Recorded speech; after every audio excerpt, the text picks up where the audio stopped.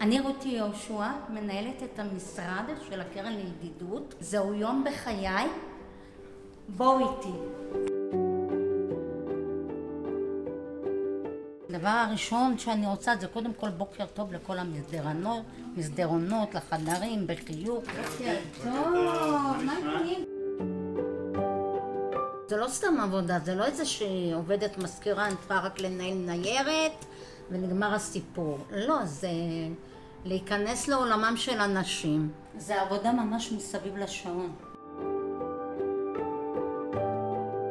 אישה מבוגרת שהתקשרה והיא אמרה לי, תקשיבי, אני רוצה לעשות צבא ואני רוצה להעביר אותה לקרן לידידות. אוקיי, אני אקח את הפרטים שלך. אמרה לי, תגידי, את מבטיחה שתחזרי אליי? אמרתי לה, אני מבטיחה לך שאני אחזור אלייך. יומיים אחרי התקשרתי אליה ואמרתי לה, אני חזרתי אלייך כפי שהבטחתי לך, רק להגיד לך שהנושא שלך בטיפול. היא מאוד מאוד התרגשה. אני גדלתי בעיר צפת, במקום של עוני והדרה חברתית. עברתי הרבה תקיפות מיניות. גדלתי במוסדות, בהוסטלים. הייתי ילדה בסיכון גבוה כשאני שומעת כאן מטפלים וילדים בסיכון ומסייעים להם. אני ככה, הקול שלי הפנימי אומר, הלוואי שזה היה בתקופה שלי.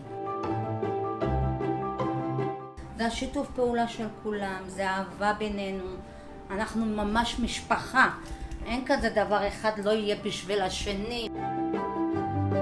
מישהי מהקרן לידידות שהייתה אחראית על נושא עוני, זה כנראה הגיעה לפה ויום אחד היא התקשרה אליי, אמרה לי, זיכרונו לברכה, הרב יחיאל אקשטיין היה צריך מזכירת ערב. מודפס או ממוחשב? ממוחשב. ברגל או באוטו? ברגל. לעבוד מהבית או לעבוד מהמשרד? האמת שגם וגם. ירושלים או תל אביב? ירושלים. לאכול עם כולם או ליד המחשב? לאכול עם כולם. טיולים או טיוקים? טיולים. פגישות מסדרון או פגישות מסודרות? פגישות מסדרון. אז תודה רבה לכם ליום בחיי.